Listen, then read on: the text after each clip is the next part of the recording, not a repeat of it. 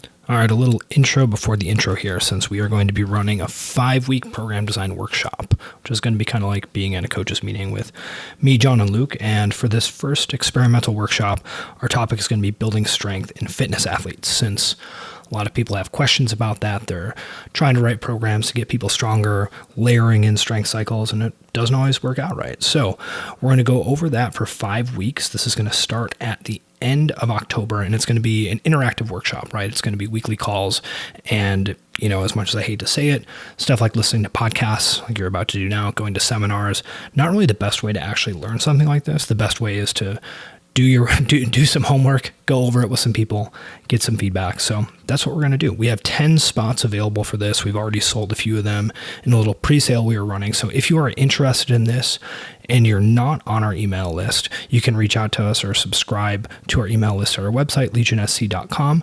If you are on the email list, you may have already seen something about it. We'll be sending some more information on that soon. And now on to the show. Welcome to the Legion Strength and Conditioning Podcast. You can check us out at legionsc.com or follow us on Instagram at legion.sc. So our last podcast was discussing transitioning from mostly doing CrossFit classes into being a little bit competitive in the sport, right? Not necessarily super serious trying to qualify for events or win prize money or anything like that. And that actually resonated with a decent amount of people.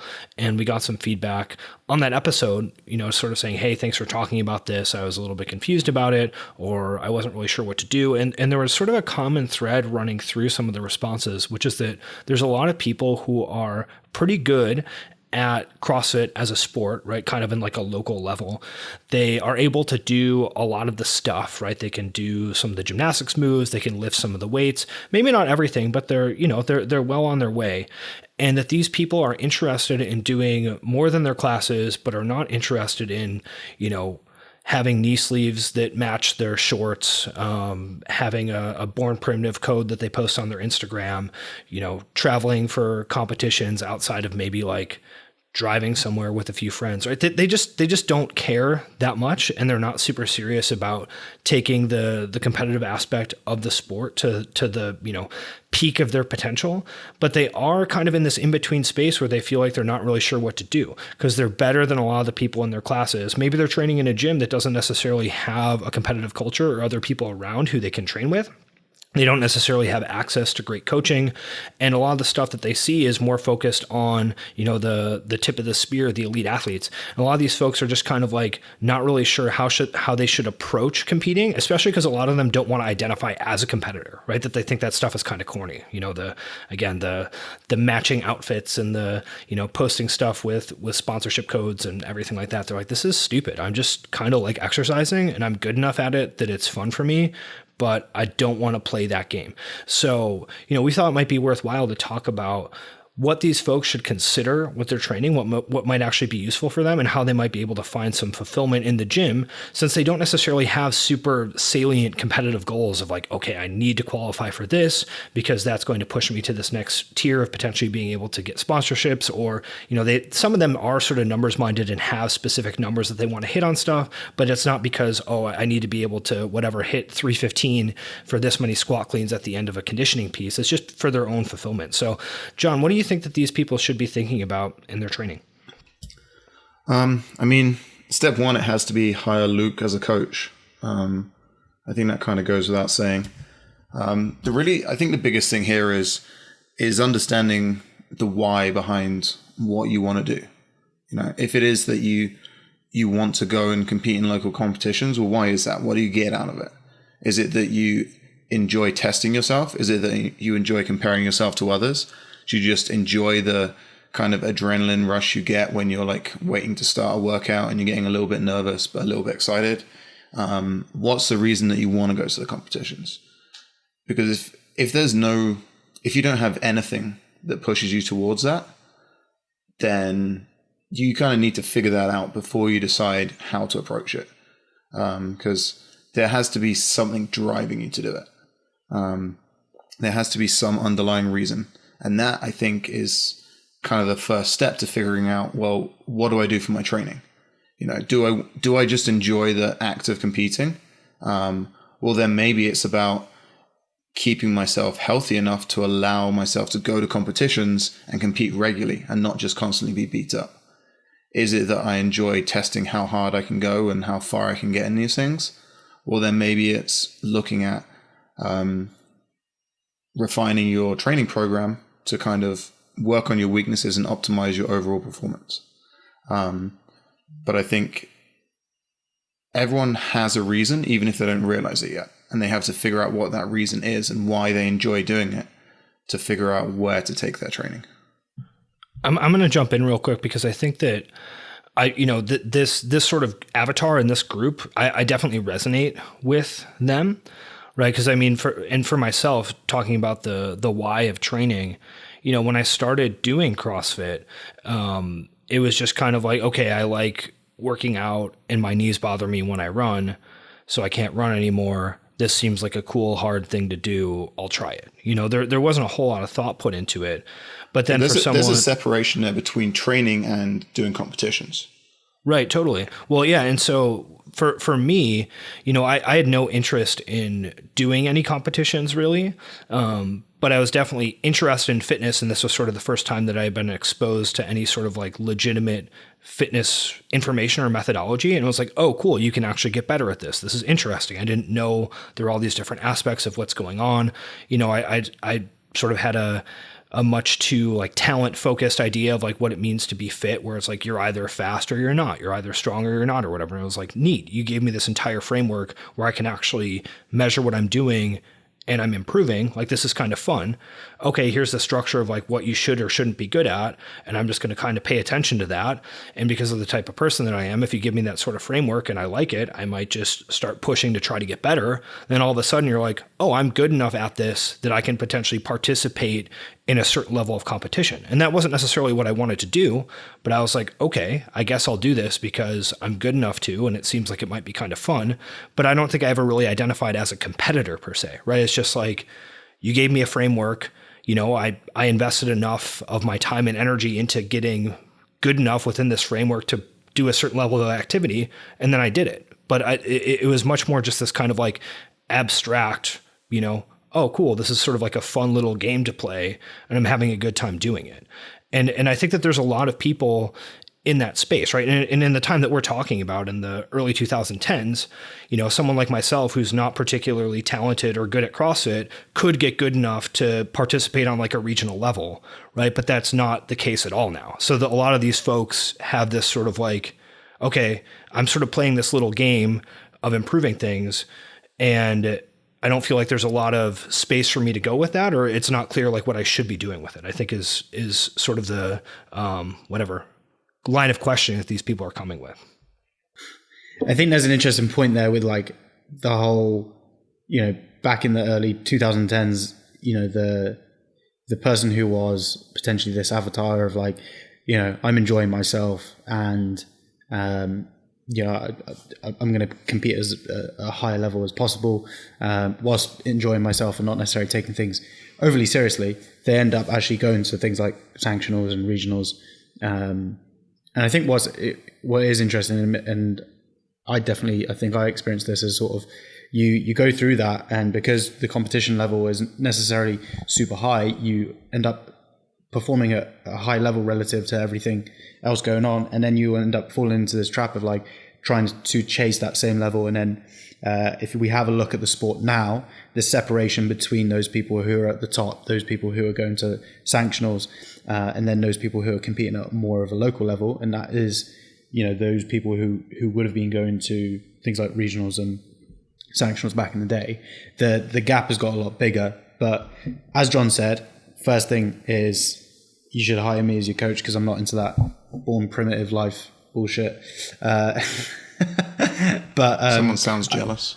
Yeah, no offense to Born Primitive, by the way. That's just what came to mind. There's, of all the companies to potentially, sort of like drag for stupid behavior, like Born Primitive is pretty low on the list. So like I would actually say like Born Primitive, pretty cool. If you put company. Like a can of Nocco in front of your lifts, then yeah, definitely not about that life. On an unrelated note, this podcast is brought to you by Virus International Clothing.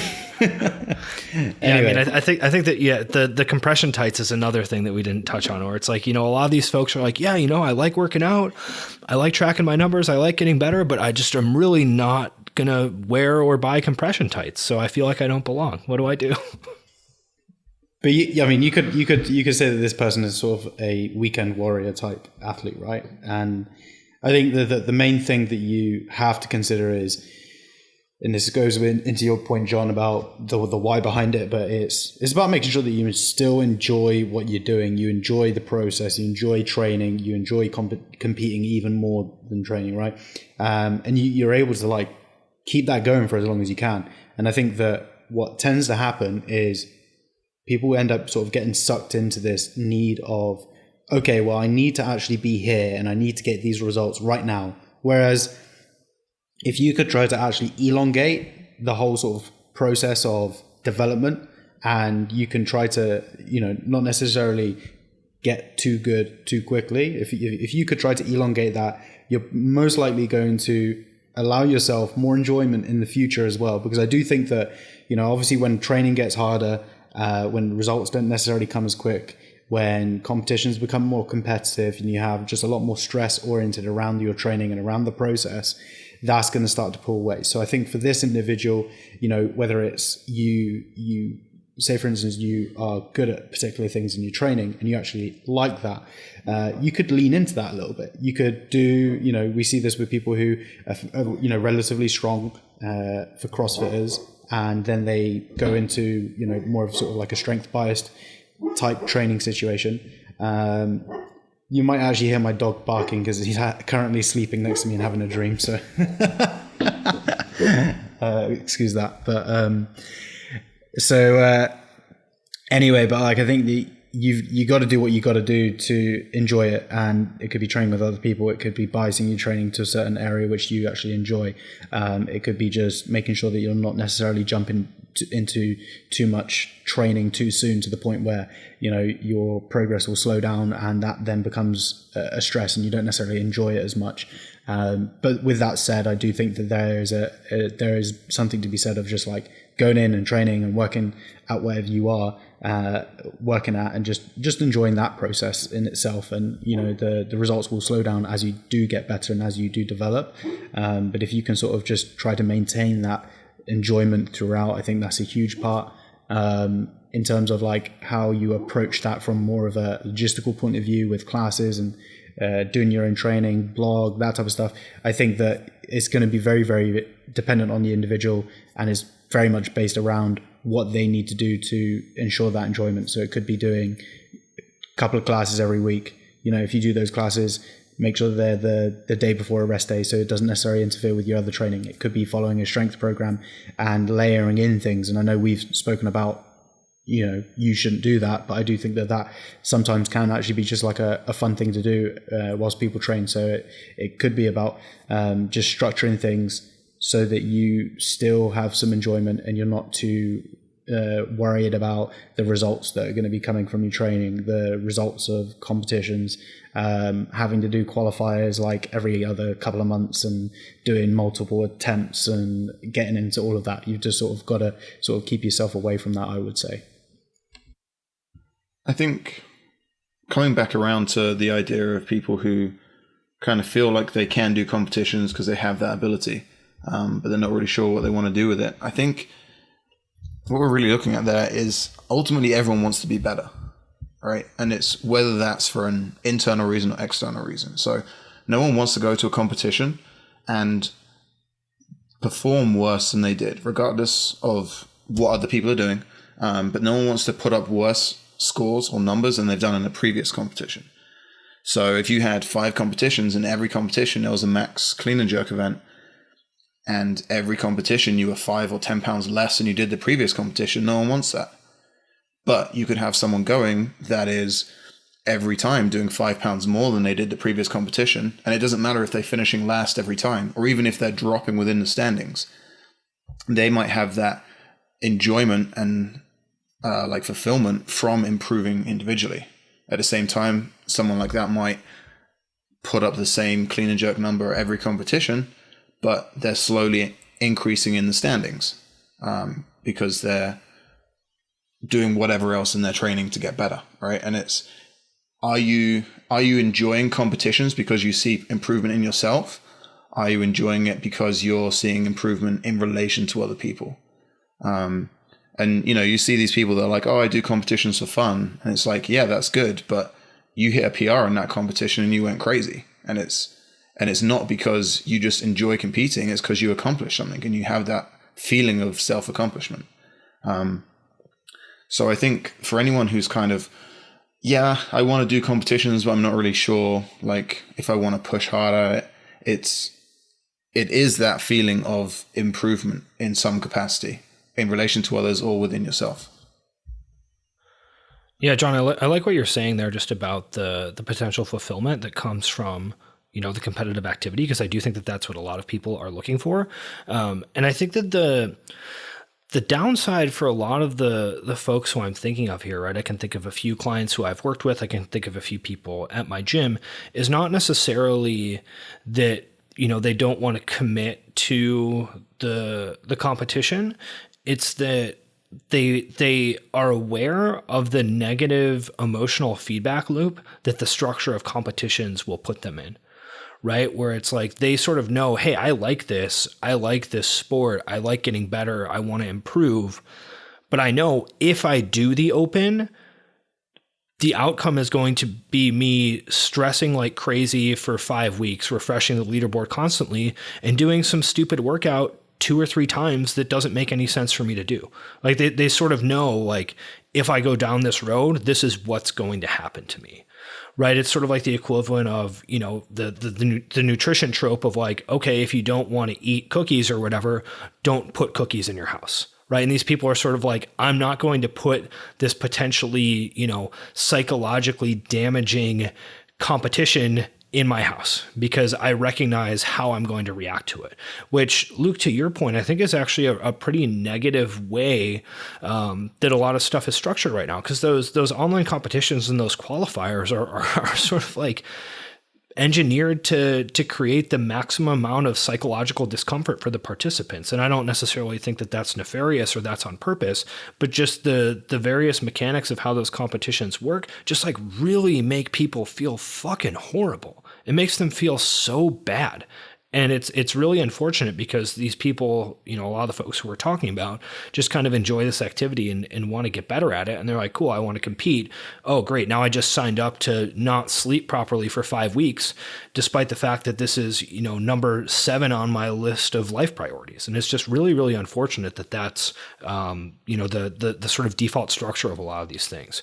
But to kind of pull out of that, I think that something that's worth thinking about is this idea of, you know, creating an environment for yourself where you are able to compete in sort of a more local way on a more consistent basis, right? That in a lot of different areas of performance, there's a discussion of wanting to have someone around who's a little bit better than you and wanting to have someone around who's a little bit worse than you, right? And that tends to put people in a pretty good spot to feel fulfilled through their regular activity and to continue to get better over time, John, to your point, right? Because you're always sort of chasing someone where it's like, okay, you know, if I can keep up with this person on this kind of workout, I know I'm in a pretty good spot. You know, I know that I'm a little bit stronger than them, so I can potentially beat them on these types of things, but everything else, they're always, you know, 5% better than me. So this is a good thing for me to kind of be chasing.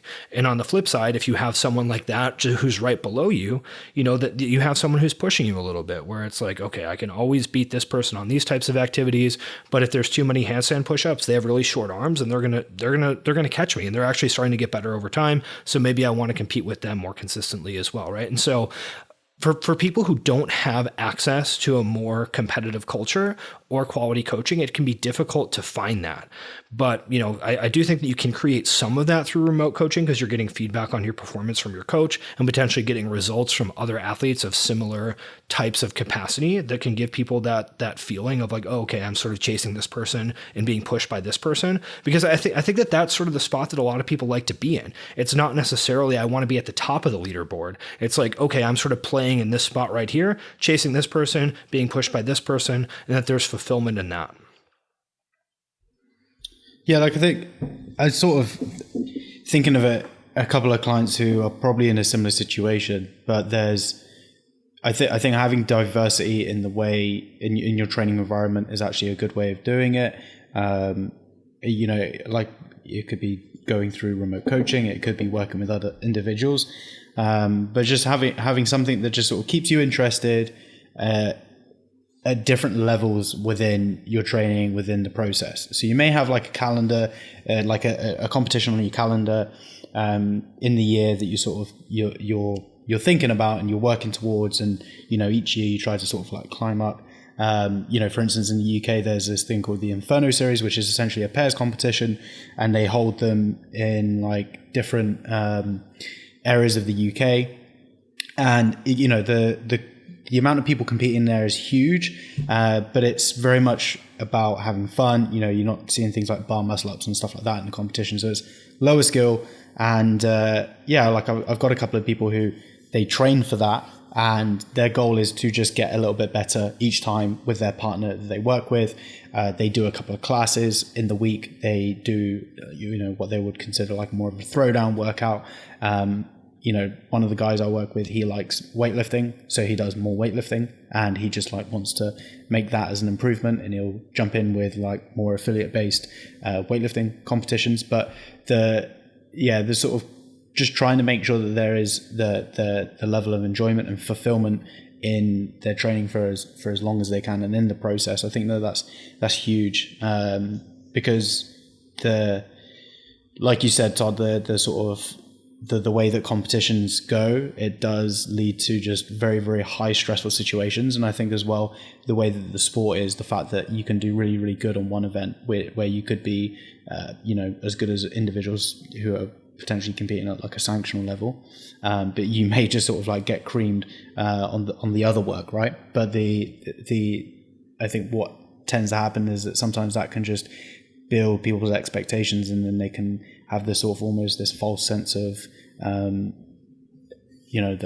false sense of like good performance and where they should be, and then all of a sudden they feel like that they need to be doing this and this in their training to try and get to the next level in these other areas which they may be lacking. So I think that you've got to be aware of that, because in other sports, you can have these areas where you may be better and things like that, but it's a lot more of a definitive you win or you lose. Whereas within CrossFit, you've got leaderboarding, you've got the ability to do multiple workouts, the same workout multiple times. So yeah, just making sure that you have that fulfillment, you have that enjoyment for as long as possible. That's definitely where I would be trying to sort of move things in terms of someone's training there. Yeah, I think that it's also worth mentioning some of the stuff that both of you touched on briefly, which is this idea of sort of, more internal fulfillment. And I think that there's two routes that people tend to go with that. One is actually chasing internal goals and potentially numbers and being more data driven with it, just saying, I want to hit 200 calories in 10 minutes on the assault bike because I think that that's an interesting test worth pursuing.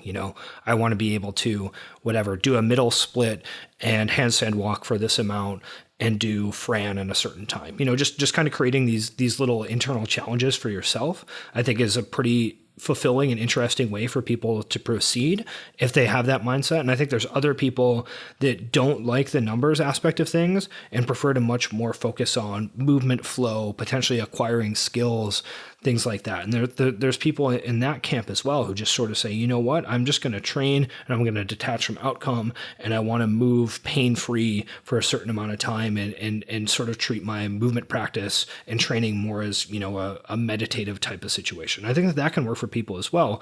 But for most people, I think that this kind of using the framework of CrossFit as a sport, as a vehicle for self-improvement and kind of engagement is sort of where they want to be. But again, it's difficult for them to find the right spot that's positive for them and isn't this kind of negative psychological, hamster wheel spinning of, like you said, Luke, just replaying failures and having misaligned expectations. So, I don't know if we necessarily have super tangible takeaways or actionable items for these folks, but what do you guys think? Anything that we should sort of wrap up with as far as recommendations for people who are in this group of, a little bit better than class, not super interested in being a serious competitor? I think talking to a coach is a good option because it will help establish if you do actually want that extra help and extra coaching to kind of improve your abilities and your performance level, or whether you just need to find something different to kind of keep your interest and keep you moving in the direction you want to go. But always talking to a coach would be the good first step. Coaching. Love it. Great idea. Can we drop Luke's number in the comments on this, or what do we talk to Luke?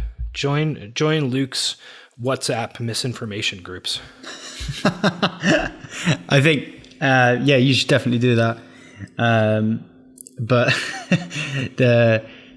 I think as soon as someone gets as soon as they feel that the competing in sport is having almost this sort of pull on their life in a different direction, whether they're having to sort of give up things or they're having to do things completely different because of the sport or because of this training that they do, this adult PE. If they start to feel that, then I think that they need to just basically pull back a little bit and just make sure that they are still enjoying it. And because as soon as you start doing that, I think that's when it becomes difficult. And I think that's when it becomes stressful. Obviously, if you've got a competition coming up, clean up your diet a couple of weeks beforehand, don't drink the night before, stuff like that. But, if you're, if you're 6 months away from competition and you enjoy having a beer or a drink or whatever it is, and you're like, no, I'm not going to do this because I have this competition coming up. And as soon as you sort of feel like some bodybuilder that's 6 weeks out from Mr. Olympia and you've got your hood up and your headphones on and life is miserable, just step away from it. Yeah, Luke, I think that's a great summarizing point, is that you're not failing if you decide that competing in the sort of more standard structured way is stressful and bad for you, and that it's totally reasonable to be like, okay, I want to find a way to express a more competitive desire, or like John said, a desire to improve consistently, but that doesn't mean that I need to do things that are going to make me behave like a maniac. So take that for what it's worth. Thanks for listening. While you're here, go ahead and head over to your podcast player, subscribe to the show, give it a rating, give it a review, all that good stuff. You can also go ahead and click through to the show notes where you can find out more about us at legionsc.com, and also follow us on Instagram at legion.sc.